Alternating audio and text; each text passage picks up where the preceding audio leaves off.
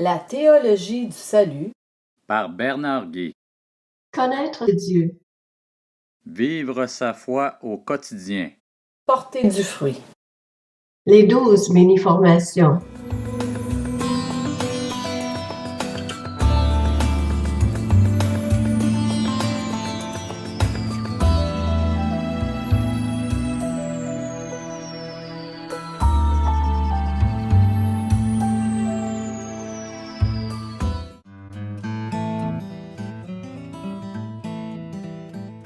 La première mini-formation, la chute. Dans la Genèse au chapitre 3, il est question de ce qu'on appelle communément la chute. En quoi consiste cette chute et quelles conséquences a-t-elle entraîné pour les humains?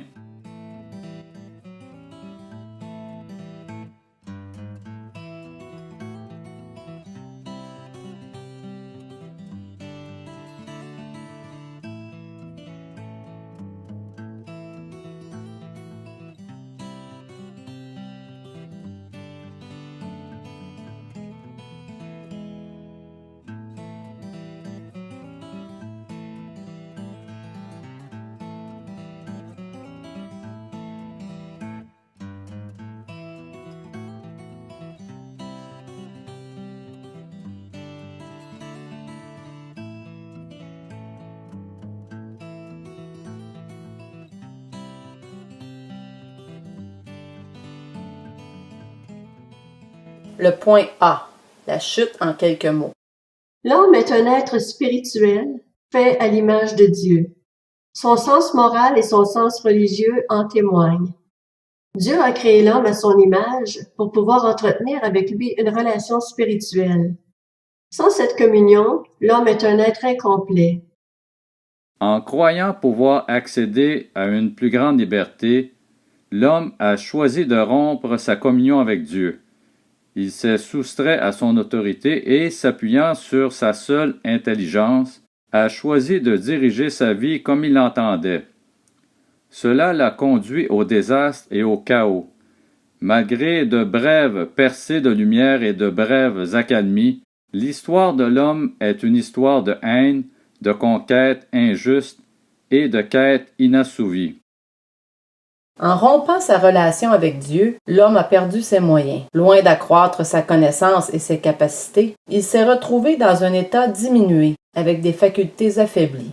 Conscient du problème et de l'impuissance de l'homme à le régler, Dieu a envoyé Jésus, le Dieu homme, rétablir la communion spirituelle avec sa créature. Les versets cités dans ce document proviennent de la version de Genève, sauf dans le cas d'indication contraire. Le point B, ce que la parole en dit.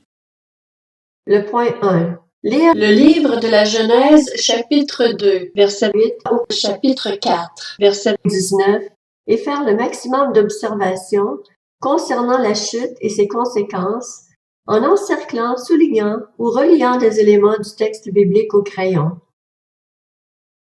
La Genèse, chapitre 2, verset 8.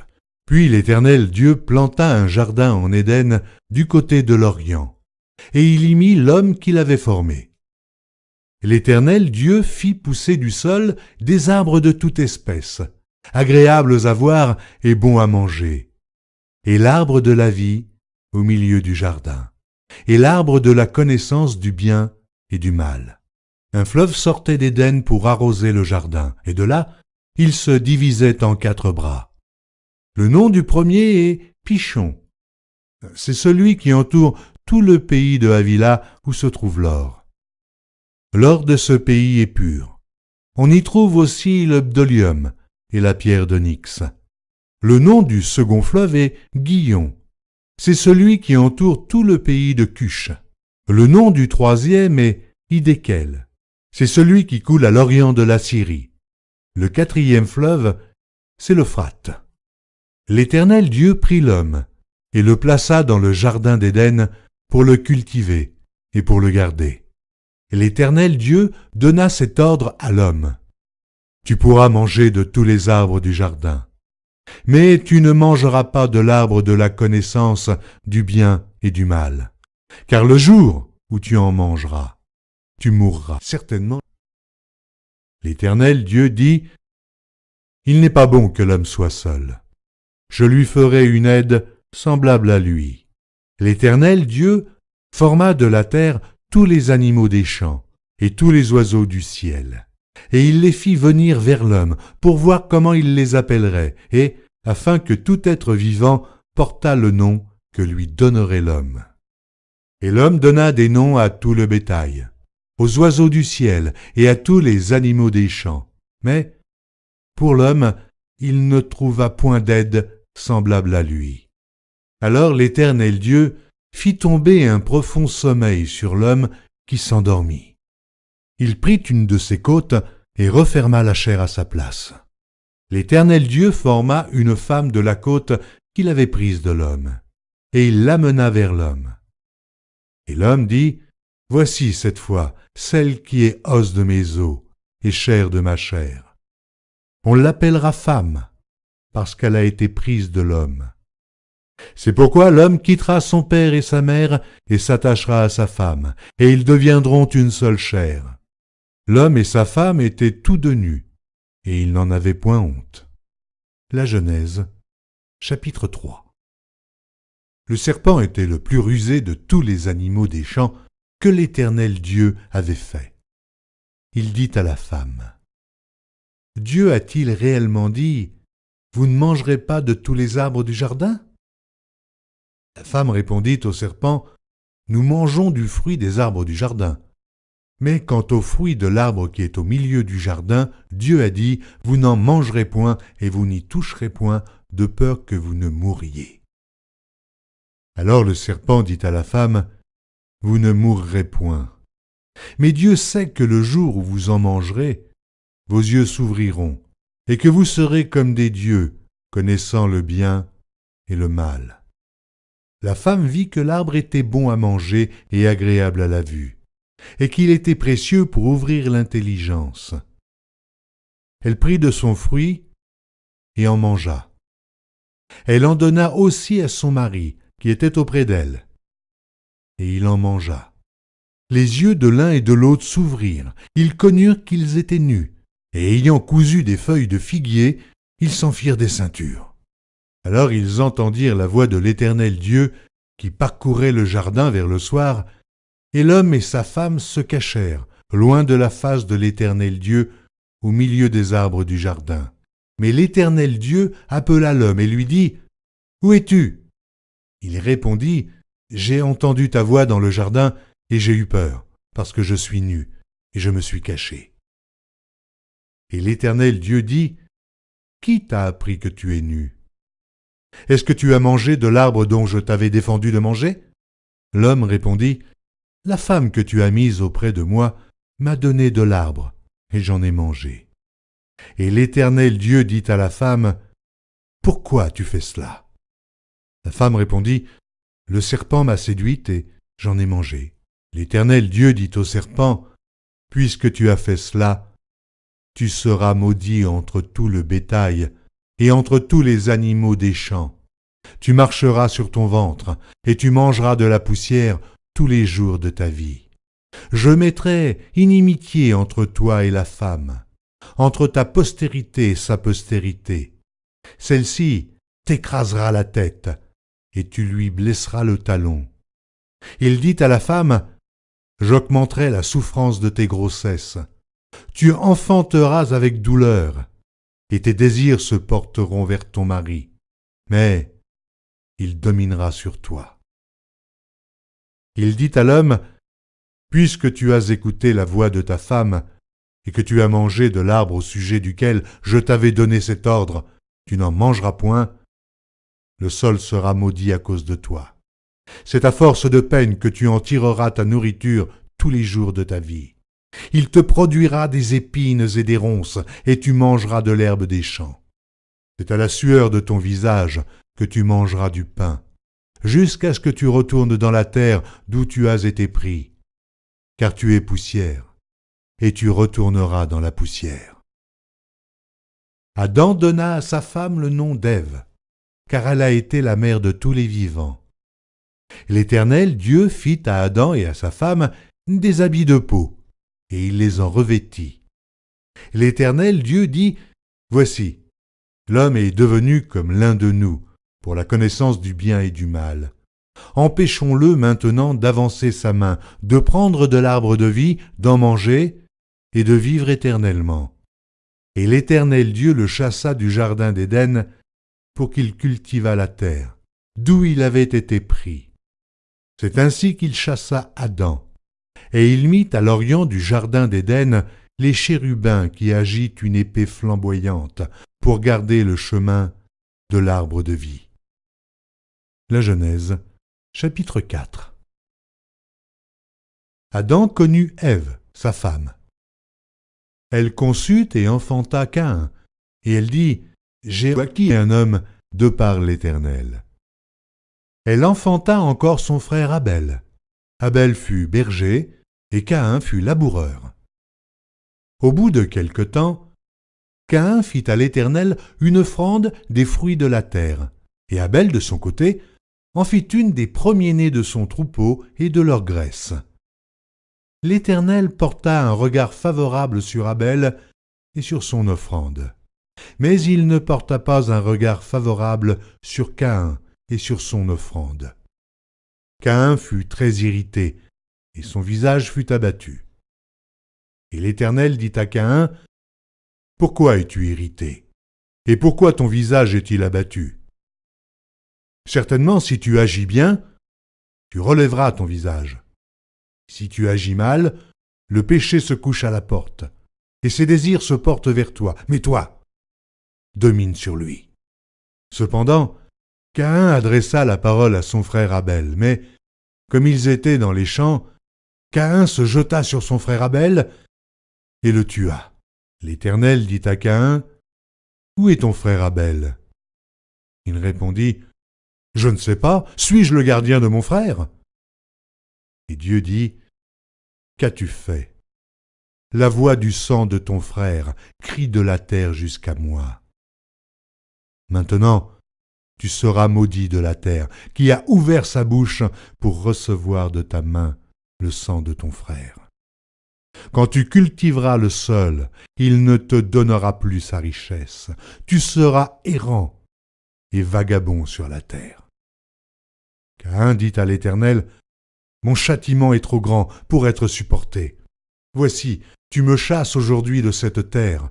Je serai caché loin de ta face, je serai errant et vagabond sur la terre, et quiconque me trouvera me tuera. » L'Éternel lui dit, « Si quelqu'un tuait Caïn, Caïn serait vengé 7 fois. » Et l'Éternel mit un signe sur Caïn, pour que quiconque le trouverait ne le tuât point. Puis Caïn s'éloigna de la face de l'Éternel et habita dans la terre de Nod, à l'orient d'Éden. Caïn connut sa femme. Elle conçut et enfanta Hénoc. Il bâtit ensuite une ville, et il donna à cette ville le nom de son fils, Hénoc. Hénoc engendra Irad. Irad engendra Méhujaël. Méhujaël engendra Métucaël.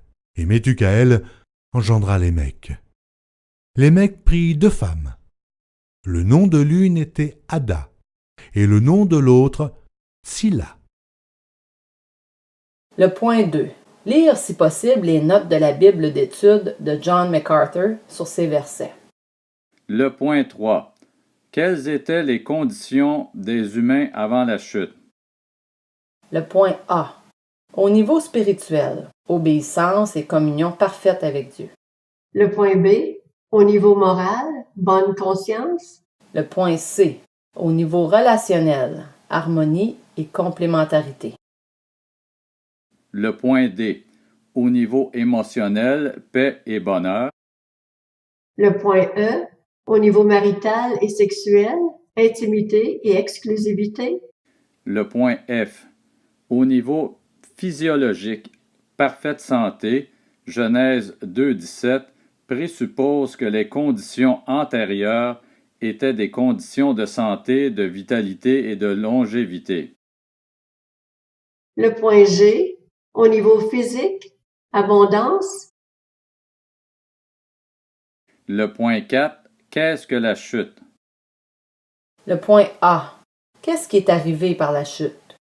L'humain a largué le grand Dieu et est devenu son propre Dieu pour son plus grand malheur. Le point B. Qu'est-ce qui a causé la chute d'Adam et Ève? Comment le diable s'y est-il pris pour les séduire?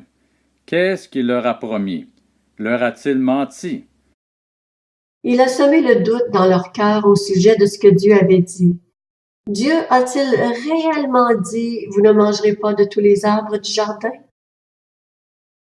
Il a ensuite contredit Dieu ouvertement et a recouru au mensonge. Alors le serpent dit à la femme, « Vous ne mourrez point. » Il a suggéré à Adam et Ève que Dieu les privait d'accéder eux-mêmes au rang de la divinité. Mais Dieu sait que le jour où vous en mangerez, vos yeux s'ouvriront et que vous serez comme Dieu, connaissant le bien et le mal. Il a servi à Adam et Ève une demi-vérité, car s'il est vrai qu'après la chute, Adam et Ève ont eu le réflexe de déterminer eux-mêmes ce qui était bien et ce qui était mal, ils n'étaient pas devenus comme Dieu, ils n'avaient ni son intelligence, ni les capacités nécessaires pour jouer ce nouveau rôle. Bien que sans péché à ce moment-là, Ève a été séduite en pensant accéder à quelque chose de bon, de beau et de grand, et elle a entraîné son mari également dans la chute. La femme vit que l'arbre était bon à manger et agréable à la vue, et qu'il était précieux pour ouvrir l'intelligence. Elle prit de son fruit et en mangea. Elle en donna aussi à son mari, qui était auprès d'elle, et il en mangea. Le point C. Est-ce que le diable s'y prend encore de la même façon pour séduire les humains? Explorez les termes séduction, séduire et séducteur à l'aide d'une concordance biblique ou du logiciel Bib Online et expliquez en quoi consiste la séduction, sa nature, ses effets, ses conséquences. L'annexe numéro 1. Séduire, verbe transitif, dictionnaire Robert. Voie. Détourner quelqu'un du bien, du droit chemin. Corrompre. Détourner du vrai, faire tomber dans l'erreur. Abuser, égarer, tromper. Être séduit par des apparences. Séduction, séduire, séducteur. Être séduit et désobéir à Dieu. La Genèse, chapitre 3, verset 13. Et l'Éternel Dieu dit à la femme, « Pourquoi as-tu fait cela ?» La femme répondit, « Le serpent m'a séduite et j'en ai mangé. » Première épître de Paul à Timothée, chapitre 2, verset 14. Adam n'a pas été séduit, mais la femme séduite s'est rendue coupable de transgression. Seconde épître de Paul aux Corinthiens, chapitre 11, verset 3. Toutefois, de même que le serpent séduisit Ève par sa ruse, je crains que vos pensées ne se corrompent et ne se détournent de la simplicité à l'égard de Christ. Être séduit et commettre des fautes sexuelles. Exode chapitre 22, verset 16. Si un homme séduit une vierge qui n'est point fiancée et qu'il couche avec elle, il paiera sa dot et la prendra pour femme. Le livre des Proverbes, chapitre 6, verset 25. Ne la convoite pas dans ton cœur pour sa beauté, et ne te laisse pas séduire par ses paupières. Le livre des Proverbes, chapitre 7, verset 21. Elle le séduisit à force de paroles, elle l'entraîna par ses lèvres doucereuses. Être séduit et servir d'autres dieux. Le livre du Deutéronome, chapitre 11, verset 16. Gardez-vous de laisser séduire votre cœur, de vous détourner, de servir d'autres dieux et de vous prosterner devant eux. Le livre du Deutéronome, chapitre 13, verset 13. Des gens pervers sont sortis du milieu de toi et ont séduit les habitants de leur ville en disant « Allons et servons d'autres dieux, des dieux que tu ne connais point. » Matthieu, chapitre 13, verset 22. Celui qui a reçu la semence parmi les épines, c'est celui qui entend la parole, mais en qui les soucis du siècle et la séduction des richesses étouffent cette parole et la rendent infructueuse. Être séduit et faire le mal. Le livre des Proverbes, chapitre 16, verset 29. L'homme violent séduit son prochain et le fait marcher dans une voie qui n'est pas bonne. Épître aux Hébreux, chapitre 3, verset 13.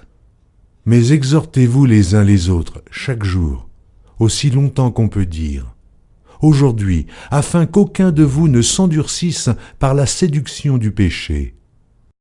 Apocalypse de Jean, chapitre 2, verset 20. Mais ce que j'ai contre toi, c'est que tu laisses la femme Jézabel, qui se dit prophétesse, enseigner et séduire mes serviteurs, pour qu'ils se livrent à la débauche et qu'ils mangent des viandes sacrifiées aux idoles. Les tactiques de séduction. Épître de Paul aux Romains, chapitre 16, verset 18. Car de tels hommes ne servent point Christ notre Seigneur, mais leur propre ventre, et, par des paroles douces et flatteuses, ils séduisent les cœurs des simples. Matthieu, chapitre 7, verset 15. Gardez-vous des faux prophètes, ils viennent à vous en vêtements de brebis, mais au-dedans, ce sont des loups ravisseurs. Apocalypse de Jean, chapitre 13, verset 14. Et elle séduisait les habitants de la terre, par les prodiges qui lui étaient donnés d'opérer en présence de la bête, disant aux habitants de la terre de faire une image de la bête qui avait été blessée par l'épée et qui vivait. Apocalypse de Jean, chapitre 18, verset 23. La lumière de la lampe ne brillera plus chez toi, et la voix de l'époux et de l'épouse ne sera plus entendue chez toi. Car tes marchands étaient les grands de la terre. Toutes les nations ont été séduites par tes enchantements. Apocalypse de Jean, chapitre 19, verset 20. Et la bête fut prise, et avec elle le faux prophète, qui avait fait devant elle les prodiges, par lesquels il avait séduit ceux qui avaient pris la marque de la bête et adoré son image. Ils furent tous les deux jetés vivants dans l'étang ardent de feu et de soufre. Mise en garde contre la séduction. Matthieu, chapitre 24, verset 4. Jésus leur répondit, « Prenez garde que personne ne vous séduise. » Matthieu, chapitre 24, verset 5. Car plusieurs viendront sous mon nom, disant, « C'est moi qui suis le Christ, » et ils séduiront beaucoup de gens. Matthieu, chapitre 24, verset 11. Plusieurs faux prophètes s'élèveront et ils séduiront beaucoup de gens. Matthieu, chapitre 24, verset 24. Car il s'élèvera de faux Christ et de faux prophètes, ils feront de grands prodiges et des miracles, au point de séduire, s'il était possible, même les élus. Épître de Paul aux Éphésiens, chapitre 5, verset 6. Que personne ne vous séduise par de vains discours, car c'est à cause de ces choses que la colère de Dieu vient sur les fils de la rébellion.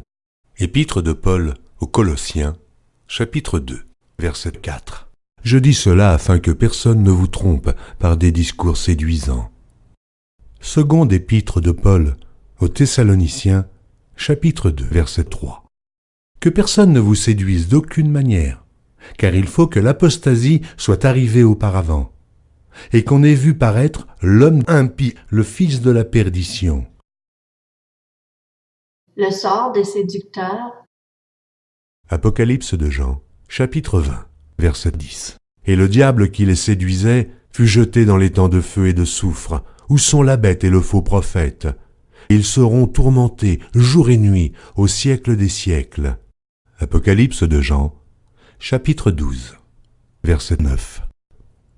Et il fut précipité le grand dragon, le serpent ancien, appelé le diable et Satan, celui qui séduit toute la terre.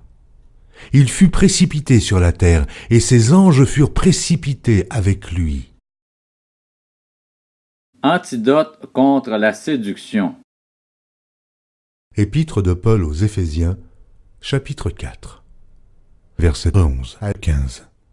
Et il a donné les uns comme apôtres, les autres comme prophètes, les autres comme évangélistes, les autres comme pasteurs et docteurs, pour le perfectionnement des saints en vue de l'œuvre du ministère et de l'édification du corps de Christ, jusqu'à ce que nous soyons tous parvenus à l'unité de la foi et de la connaissance du Fils de Dieu, à l'état d'homme fait, à la mesure de la stature parfaite de Christ, afin que nous ne soyons plus des enfants, flottants et emportés à tout vent de doctrine, par la tromperie des hommes, par leur ruse dans les moyens de séduction, mais que, professant la vérité dans la charité, nous croissions à tous égards en celui qui est le chef, Christ.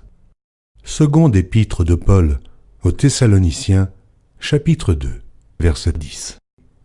Et avec toutes les séductions de l'iniquité pour ceux qui périssent parce qu'ils n'ont pas reçu l'amour de la vérité pour être sauvés. Le point D. Quelle relation y a-t-il entre la chute du diable lui-même et la chute d'Adam et Ève? L'annexe numéro 2.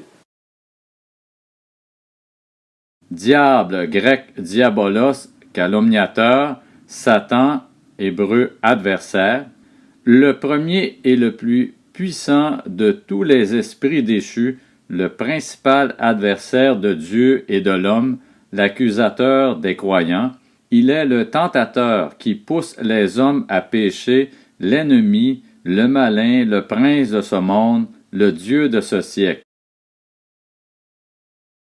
L'origine de Satan est décrite, croyons-nous, par Ézéchiel 28, qui le vise derrière le roi de Tyr.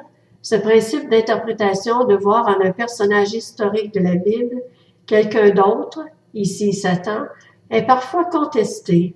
Pourtant, il est communément accepté que beaucoup de personnages de l'Ancien Testament préfigurent Jésus-Christ. Il nous semble donc possible d'interpréter les textes d'Ézéchiel 28 et d'Ésaïe 14 dans ce même sens. Satan était une créature parfaite à l'origine et revêtu d'une autorité et d'une gloire extraordinaires. Sa chute a été produite par l'orgueil qui l'a poussé à se faire égal à Dieu et à vouloir même le supplanter. Autre passage qui, derrière le roi de Babylone, s'adresse à Satan, le Lucifer du verset 12. Dès lors, le diable est devenu le prince de la puissance de l'air, l'esprit qui agit dans les fils de la rébellion. Son activité est incessante et sa tactique redoutable. Il vise à détruire l'œuvre de Dieu. Il est le serpent ancien qui tenta Ève par sa ruse. Un livre apocryphe, La Sagesse, chapitre 2, versets 23 et 24. La Sagesse, chapitre 2, verset 23. Or Dieu a créé l'homme pour qu'il soit incorruptible, et il l'a fait image de ce qu'il possède en propre. Mais par la jalousie du diable, la mort est entrée dans le monde. Ils la subissent, ceux qui se rangent dans son parti. Il est meurtrier et menteur dès le commencement, et Caïn, le premier assassin, était du malin. Il suscite des possessions démoniaques, il harcèle les croyants, il peut leur infliger des épreuves matérielles, des deuils, des maladies. Il cherche à entraver le ministère de Paul. Il se déguise en ange de lumière, tend des pièges à ceux qui ne veillent pas, et rôde autour de nous comme un lion rugissant. Ceux qui ont dû être exclus de l'Église sont livrés à Satan, dans l'espoir que la souffrance les amènera à la repentance et au salut. Les hommes irrégénérés et rebelles sont appelés fils du diable, car quiconque pêche est du diable. Avec ceux qui se sont détournés pour suivre Satan, ils iront un jour dans le feu éternel, qui a été préparé pour le diable et pour ses anges. Relevons encore que Satan est le chef du royaume des ténèbres, dont il dirige les principautés, les autorités et les légions de démons. On a dit qu'il est le singe de Dieu. Il a sa synagogue, ses mystères, les profondeurs de Satan. Il suscitera bientôt son faux Christ avec un déploiement de miracles trompeurs. Mais malgré tout cela, le diable est un ennemi vaincu dont le jugement final ne saurait tarder. L'inconcevable patience de Dieu à son égard et envers les hommes va prendre fin. Lors de sa première venue, Christ, la postérité de la femme, a écrasé la tête du serpent au prix de ses souffrances. Il a pu voir par anticipation Satan tomber du ciel comme un éclair. À la croix, Jésus a triomphé publiquement du grand adversaire et a brisé sa puissance. Au début des 3 ans et demi de la tribulation, Satan sera précipité du ciel sur la terre, où il se déchaînera d'autant plus que son temps sera très court. Après la bataille d'Armageddon, il sera lié et empêché de séduire les nations pendant la durée du millénium. Ayant tenté une dernière révolte, il sera jeté et tourmenté éternellement dans l'étang de feu et de soufre. Sachant cela, nous pouvons résister au diable qui s'enfuira loin de nous. Le Dieu de paix écrasera bientôt Satan sous nos pieds. Le point 5. Quels ont été les effets de la chute? Le point A. Au niveau spirituel, rupture de la communion avec Dieu. Le point B, au niveau moral, honte et culpabilité, orgueil, colère, jalousie et meurtre.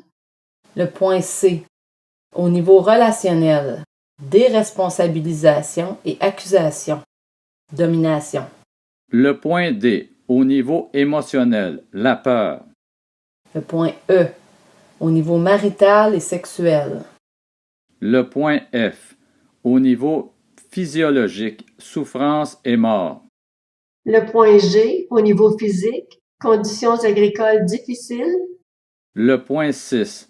Comment est-ce que Dieu traite Adam et Ève après la chute? Le point A. Il prend l'initiative d'aller vers eux alors qu'ils se sentent indignes de se présenter devant lui et il les amène à confesser leurs fautes. Le point B. Il leur annonce le salut à venir, le proto-évangile. Je mettrai inimitié entre toi et la femme, entre ta postérité et sa postérité. Celle-ci t'écrasera la tête et tu lui blesseras le talon. Le point C. Il les revêt d'habits de peau, symbole de la justification. L'Éternel Dieu fit à Adam et à sa femme des habits de peau, et il les en revêtit. Le point D. Il leur accorde sa grâce et son aide. Adam connut Ève, sa femme, elle conçut et enfanta Caïn, et elle dit, « J'ai acquis un homme de par l'Éternel. » Le point E. Dieu ne permet pas que les humains meurent rapidement et leur donne ainsi le temps et la possibilité de réfléchir et de saisir sa grâce. Vu de cette manière, le vieillissement, qui est en fait une mort à petit feu, apparaît lui-même comme une expression de la grâce de Dieu. Le point 7. Que pouvons-nous apprendre de ces vérités pour notre vie personnelle? Le point C. Lire des articles de dictionnaire biblique pour mieux comprendre le sujet. Chute. Article tiré de la Bible online. Terme théologique qui ne figure pas dans la Bible, bien que le fait qu'il exprime y occupe une place centrale. La chute d'Adam et Ève, de l'état d'innocence dans le péché. La chute est un tournant dans l'histoire morale et spirituelle de la race, aux effets désastreux d'une portée incalculable. Genèse 3 présente la chute de l'homme comme un fait indubitable. Le récit tout entier reflète, avec une très grande exactitude psychologique, l'expérience humaine. La perspective biblique relative au péché et à la rédemption postule la chute. Dieu a créé l'être humain, homme et femme. Il leur a donné une âme vivante, raisonnable, immortelle. Ils ont été créés à l'image de Dieu, c'est-à-dire intelligents, capables d'être justes, saints, possédant dans leur cœur la loi de Dieu, doués du pouvoir de l'accomplir et cependant susceptibles de tomber. Luther, Grand Catéchisme, page 17. Laissés libres d'exercer leur volonté, ils succombèrent à la tentation et transgressèrent le commandement de Dieu. Par leur désobéissance, ils perdirent l'innocence et la pureté. Le résultat de la chute est l'état de péché dans lequel sont conçus et naissent tous les êtres humains, chargés par l'hérédité d'une nature mauvaise. La mort spirituelle, temporelle et éternelle est la conséquence du péché. Toutefois, nous ne croyons pas à la doctrine romaine du péché originel, d'après laquelle tout descendant d'Adam, du seul fait de sa naissance, est coupable et perdu devant Dieu, de sorte que les petits-enfants morts sans baptême ne peuvent être sauvés. Monseigneur E. Colli, Le Catéchisme expliqué, page 306. C'est vrai que tous les hommes sont pécheurs par nature, mais puisque le péché est la transgression de la loi, ils ne sont coupables et responsables qu'après avoir connu et transgressé la loi divine. Dans Romains 7, 7 à 11, Paul décrit l'état d'innocence dans lequel il vivait jusqu'à ce que l'éveil de sa conscience lui fit connaître le commandement, la convoitise, la chute personnelle et la mort. L'instrument de la première tentation, selon la Genèse, a été le serpent. Mais le Nouveau Testament insiste sur le fait que Satan lui-même s'est ainsi servi du serpent. Le passage de Genèse 3, 16 à 24 exprime avec force les conséquences de la chute. Souffrance physique et morale, désunion, malédiction du sol et de la nature, travail pénible, plus tard mort physique, et aussitôt mort spirituelle par la séparation d'avec Dieu. Quelle grâce de trouver déjà dans ce chapitre le remède à la chute, le protévangile contenu dans le verset 15. La postérité de la femme, Christ, écrasera la tête du serpent. Pour Paul, la culpabilité humaine résultant de la chute d'Adam n'a pas besoin d'être démontrée. Adam est à l'origine du péché et de la mort de toute la race. Christ est l'auteur de la justice et de la vie. Au début de l'histoire de la race, il y a Adam et l'humanité pécheresse. À la fin, Christ et l'humanité régénérée.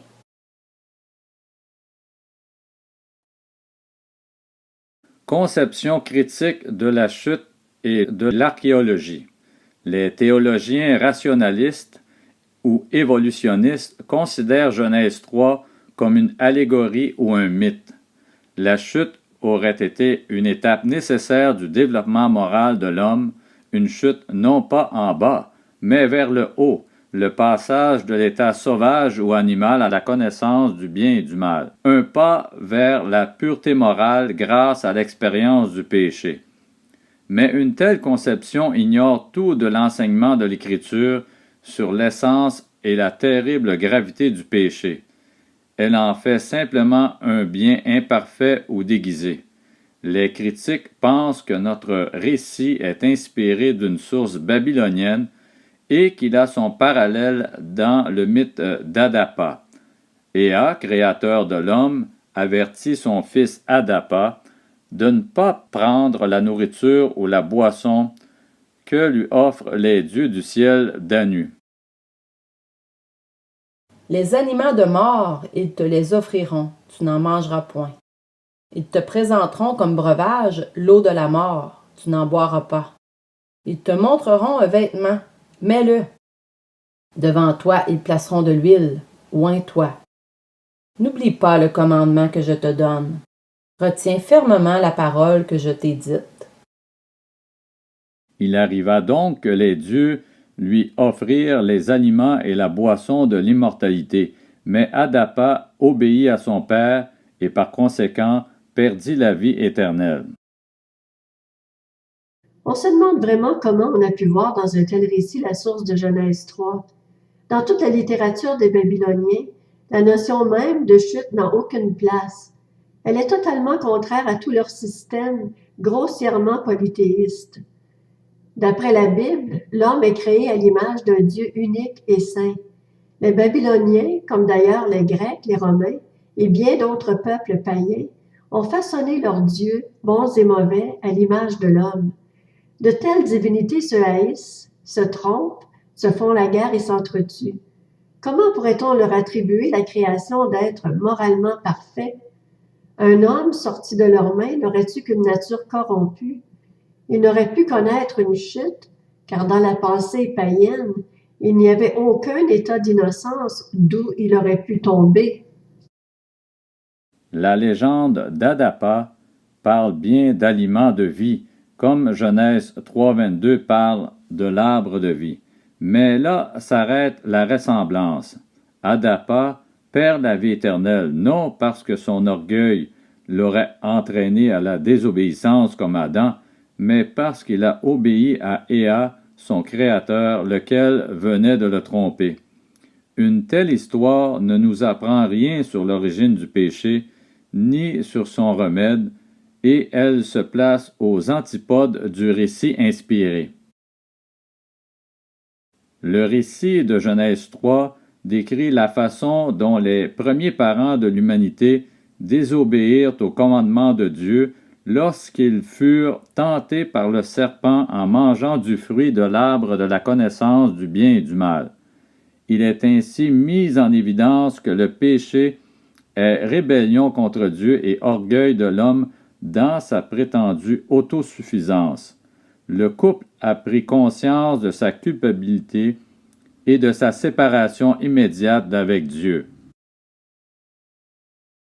L'humanité véritable, conforme à l'image de Dieu, était perdue, quoique l'image de Dieu dans l'homme ne fut pas entièrement effacée. Les efforts de l'homme déchu tournèrent à la frustration.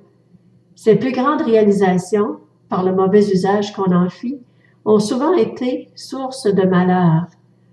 La chute a eu pour conséquence l'expérience du bien et du mal.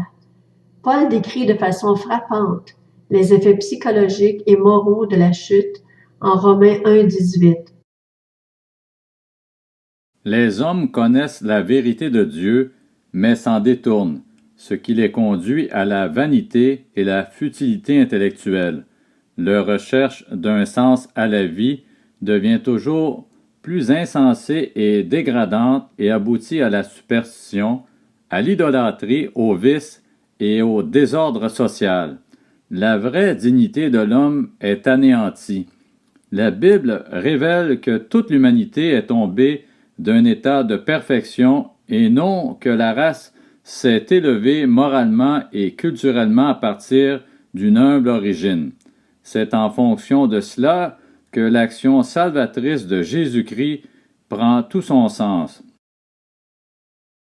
La controverse classique au sujet de la nature de la chute a eu lieu au début du 5e siècle entre les avocats de l'hérésie pélagienne, prétendaient que le péché d'Adam n'a affecté que lui-même et que chacun naît exempt de péché et capable d'une vie parfaite, et saint Augustin, qui dans la ligne du Nouveau Testament comprenait la chute comme un événement historique avec des conséquences universelles dans la création.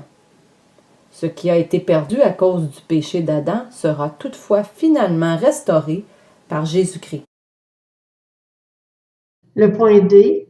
Approfondir le sujet en explorant les points suivants par la discussion ou la lecture d'articles. Le point 1. Qu'est-ce que la connaissance du bien et du mal au juste? Le point 2. La tentation d'Adam et Ève ne peut être comparée entièrement à nos tentations, car ils étaient sans péché et sans désir de péché. Comment comprendre leur tentation particulière? Le point 3. Pourquoi Dieu a-t-il mis cet arbre de la connaissance du bien et du mal au milieu du jardin? Est-ce qu'il a voulu soumettre Adam et Ève à un genre de test? Pourquoi cela? Le point 4. Après la chute, les humains sont nés avec une nature pécheresse qu'Adam et Ève n'avaient pas au départ. Que savons-nous au sujet de la transmission de cette nature pécheresse? Le point 5. Avant la chute, Adam et Ève étaient nus et ils n'en avaient pas honte. Mais après la chute, il semble qu'ils en ont éprouvé de la honte. Pourquoi cela? Le point 6. Est-ce que les deux arbres, l'arbre de la connaissance du bien et du mal et l'arbre de la vie, étaient de vrais arbres ou de simples symboles de réalité spirituelle ou les deux.